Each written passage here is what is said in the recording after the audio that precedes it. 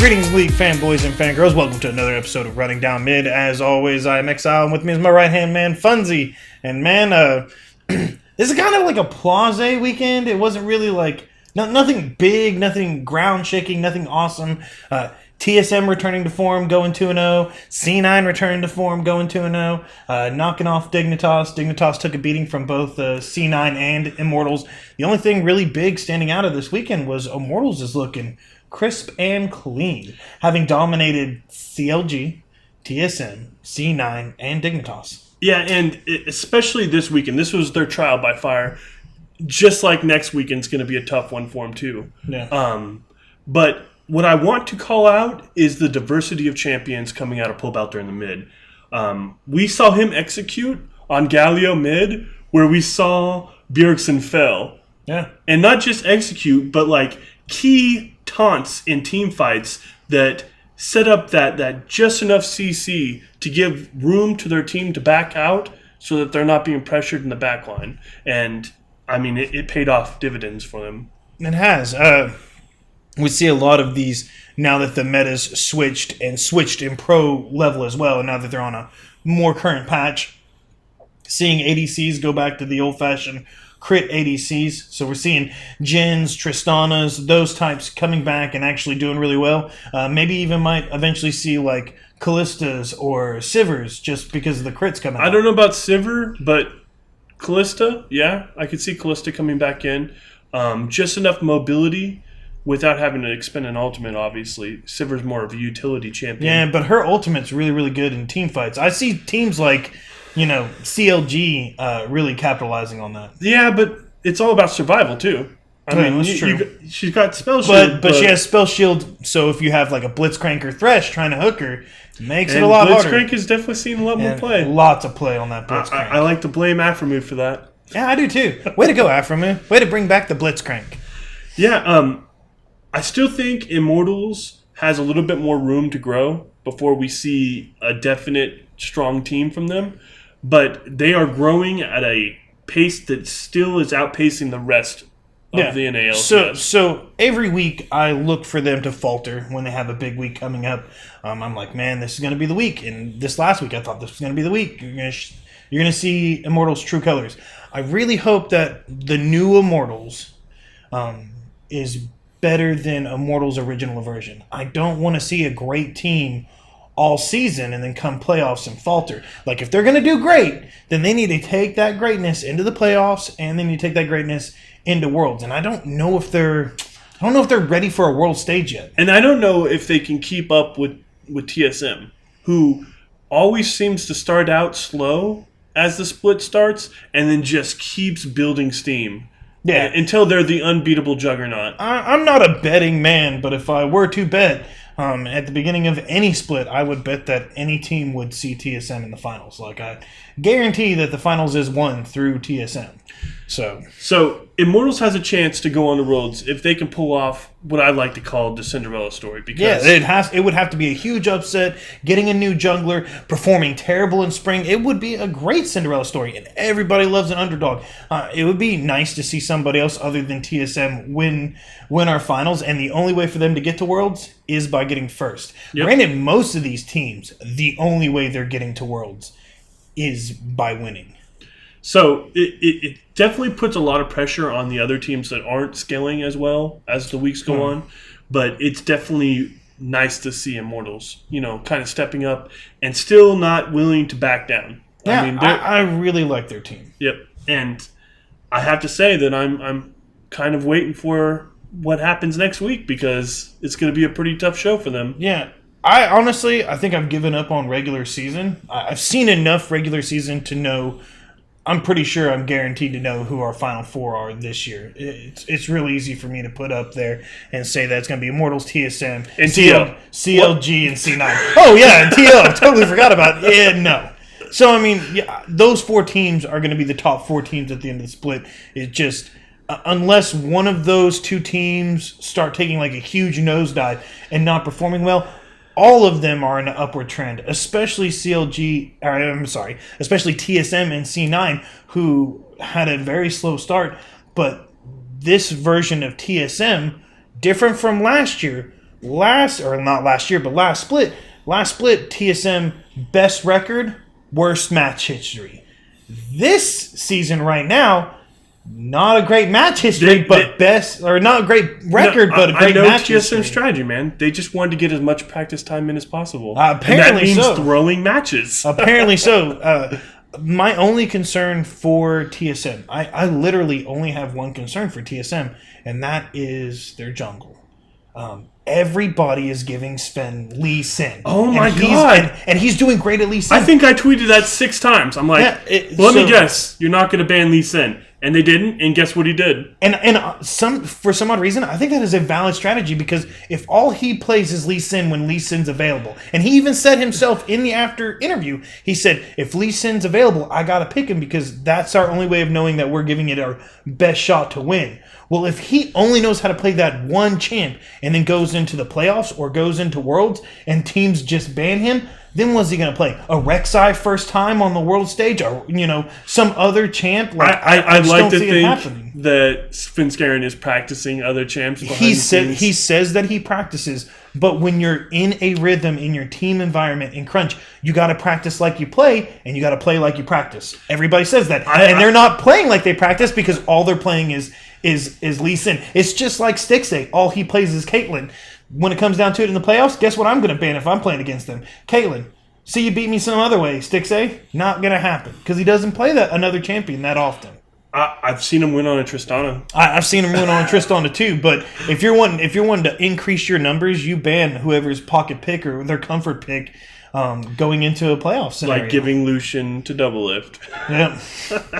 Good strategy. Well, we also see TSM and CLG sit at the second place spot for another week, as TSM continues to go 2-0 and CLG dropped a game, obviously, to Immortals. Mm-hmm. Still looking strong. Still the swap of jungles.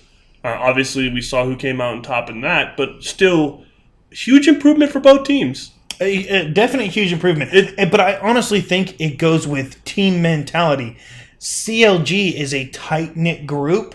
You throw Dardoch in, and literally it's all right, well, we're going to... They use Dardoch as a battering ram. Literally, one guy grabs an arm and a leg, and another guy grabs an arm and a leg, and they just throw them at the other team. And it's like, man, if they throw this Tasmanian Devil in, and he whirlwinds and kills everybody, awesome. And we throw this Tasmanian Devil in, and he does all the damage he can do and dies, well, who cares? We'll just go in there with mops and buckets and mop it up. And that's literally been their playstyle. And for the most part, it's been working. And maybe they were missing that aggressive nature the whole time. Like, maybe that's the reason why they made that change, because they knew he may be a hothead, he may be aggressive, but that's exactly what we're missing. That could be, because Afro moves their shot caller and their team leader, but he's also their support. So it's hard for you to go in when you're either the peeler or the frontliner and you're doing no damage. Like, you need somebody that when you say go in, they're already going when you first utter the syllable of G, and Dardoch's in there like crazy. So, maybe that is what they needed. And maybe they needed some non-toxic team play in Immortals, a little steady as the ship goes, not rock your boat type. Because, he's methodical. If nothing else, well, maybe Immortals was just missing the solid experience. I think so. So maybe they don't need the over-aggression, and maybe that's just what that play style is calling for. Pobelter is a smart man.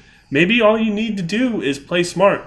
I honestly think that the junglers now, this far into the season, we've seen what they're made of, and it's better for both teams. And I'm glad, because I really didn't want Dardoch, a homegrown talent, a North American good or great talent, fall to the wayside because nobody can utilize him in a team system. So it's nice to see that he's actually doing really, really well. I pray, and I'm legit when I say this. I really hope at the end of the season we don't see another lash out, crush Dardoch video and like, oh, this is the reason why we failed because Dardoch's such an evil person, or has this toxic attitude. Like, I really hope that he changes for the better. I think he's maturing. As the time goes on, I just think he needs to find the right home for his aggression, and I think he has. I hope CLG was that good home. I really do. For the good of the player, for the good of North America, for the good of our league, I really wish Dardoch the best, and I really hope that CLG is his home.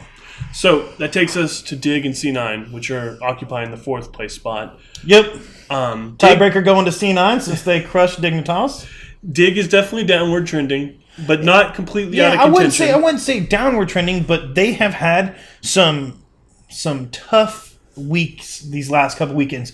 Playing playing CLGs and TSMs. Yeah, but these are the people C9s, you got to beat to get into the. which is true. So, but this was their first go around. So if they take it in the face and get Rocky Balboa and don't block any punches they could easily come back in the last round, the last couple of weeks, and throw haymakers of their own because they weren't expecting some of the plays that happened to them. I know that they weren't expecting C9's cultivated late game. They weren't expecting IMT's overall team presence where it's just like they're like a tidal wave crashing down on you. Like I just think that maybe it wasn't a throw match or anything, but it was a get the feeling of our opponents.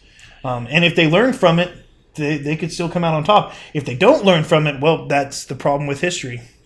And that I want to talk about what I like to call outside the contention circle, and that would be Envy and Echo Fox, which can still pull off. I mean, They can still go to the playoffs. They can still go to the playoffs. Yeah. We're at the hump where they're still in contention. They're just on that border. They're on the bubble. Yeah, they're just on the outside edge. I mean, they're good to go in. Yeah, but if they're on that outside edge and they got to flash into it, it is not going to happen for Echo Fox. Fail flashes all over on that team. Good Lord. They can't bring a late game, and they might as well choose a different summoner spell because flashes do not work. That was a twofold mistake from Acadian, too. Like, yeah, no you burrow. Use your burrow to get in your position. Or your ult. Either one. And then you fail flash right What was his get out? Like, I understand how he was getting in. I'm thinking maybe he was going to use one of the others to get out, or he was just going to go, I'm going all in for the Baron steal, and then just letting my team I hold honestly and clear think that it was the wrong move. The burrow should have been the safe way in. The burrow should have been what he was using. And I don't know if he was just afraid that he couldn't get into position to burrow, but that burrow's got a lot longer distance. Yeah, I think it was timing. I think it was like, hey, if I burrow in, it's going to take me a little while, and where those seconds matter. And maybe he didn't want to burrow. Like, I think it was timing. I think he's like, I'm used to flashing in and smiting, not burrowing and smiting. We're at the point that you're obviously on an LCS team. You should know timing, especially with practice mode out there now. It's true. It's true. It's just I'm sorry. It's different. You could practice killing the Baron all day as a jungle, getting the smite. Okay. So, you can practice that, but what you can't practice is being on the stage, having the pressure, and having thousands of people chanting TSM. That's really hard to get over. They get chants in EU, and they don't even play in EU. Hey, they will soon. TSM fans are all over the place. It's like, you see a European with the New York Yankees ball cap on or something, and it's like, good Lord, this brand is far-reaching. And it was exciting when the broadcast in EU was talking about Rift Rivals and trying to talk up their three teams, and their crowd is going, TSM. Like, I'm not a big TSM fan at all, but when it comes to North America over EU, TSM, baby, all the way. all the way. What you didn't know is I'm a huge TSM fan when it comes to world stage. So, yeah. I also want to bring up one thing. The whole changing of the guard in TL. Improvement or stay the same? Well, it's not an improvement yet because they haven't had that time to get that team cohesion, which is really, really important. But they did pull off some wins, and they tried to. Well, they tried their best against C9. So I mean, you're having a powerhouse team and you're trying your best. I mean, but do you think this is a wise move by the management, or do you think this is just more panic? Who can I get to play? I don't think it's panic because relegation's been taken out of the equation. I really think it's that they're trying to find a system that works. And if you're losing and you have your backs against the wall, there's nothing more frustrating when a team's not trying to do something. And I bashed TL for doing absolutely nothing. Them trying something new at least gives me hope.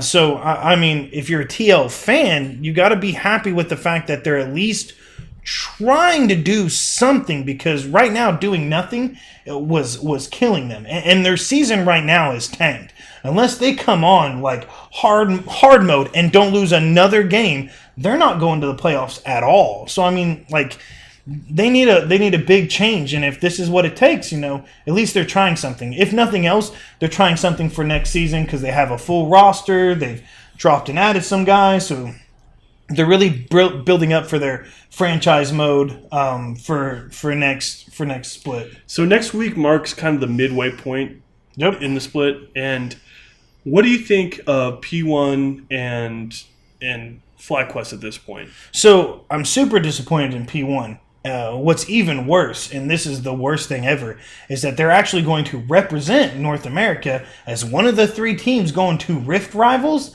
and it's going to be embarrassing for us. That's like a free win for everybody else. I mean, granted, they're going there because of how well they did last split, but it's just, I don't think that they're prepared, and if they want to do good in their season, they really need to spend that time at home focusing on their local opponents and not even worrying about that world stage. So I don't know. And FlyQuest is doing what everybody thought they would do last season. Everyone thought that they were going to be bad and horrible, and they started off so strong, and they meandered about, and they came back and tried to reach back into there towards the end of the split. But this season, they're just not doing it. They dropped All Tech. Dignitas picked them up.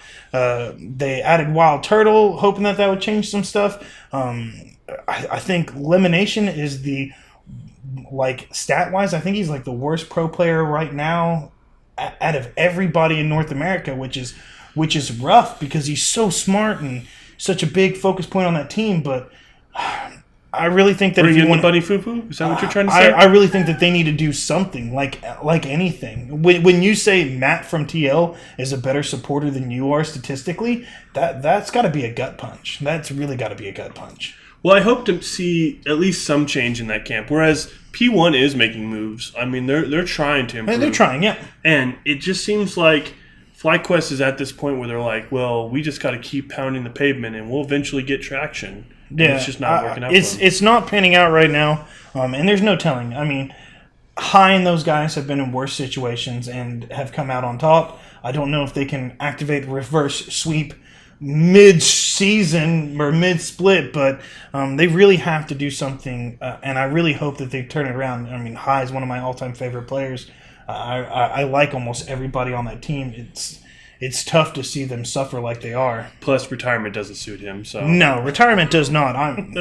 Any team should want to pick up a High. He is a good mid laner. I think that they need to change some stuff up. I don't know if it's coaching, because sometimes that matters. I don't know if it's team or what, but they have to change some stuff up. Okay, so let's end it on fantasy. Fantasy. So, fantasy, if you're a North America fan, just drop all of your NA talent, unless it's Jensen. And then if you want to stick around for points, like we say every week, pick up those EU one-shotters. You have guys like Nuke Duck that don't perform at all, week in, week out, getting 16 points here and there, and then literally less than 10. Yeah, last week, all of a sudden he explodes for like 83 to 85 points, and it's like... because he has one good game, and then they times it by 2, and a lot of these EU guys, when they're playing the one game, they're getting 75 points or more, and the average North American talent is 50 to 60. So even though Phoenix isn't producing well, Arrow is still producing. Because he's still getting top bill points. I mean, I know for a fact. And right now, if you're looking for probably an uncaught North American jungle, I would really pick up that Mike Young, who's, You mean Phoenix? Yeah, Mike Young. Mike Young. That's what I said. Oh, I thought you said something else. Okay. Yeah. No, I'm saying pick up Mike Young, who's on that team, and I'm pretty sure that nobody has him in their fantasy league right now, and he's performing really, really well. Like for coming off the bench and for first game inside North American 2 weeks removed from graduating high school and being a challenger tiered person since the age of 13, which is just so crushing when I'm so low and nowhere near a challenger level. Yeah, like he's doing really, really hot, and his stats are bolstering. You know, and maybe in a couple weeks he might be a solid start or a solid flex. But right now he's doing really, really well, and I'm pretty sure that in most leagues he's untapped material. Yep. So we're gonna leave you with the fail of the week, and good game. Good game. In Berlin, Rift Rivals coming up in just a couple of weeks. Guys, you are definitely going to want to be there. Some of the best Western teams will be there. Unicorns of Love, Fnatic, G2, some really big powerhouse names that you're going to get to see play, and NA will be there too. Why are they cheering for TSM? You guys are shouting Fnatic wrong. Fnatic! Fnatic!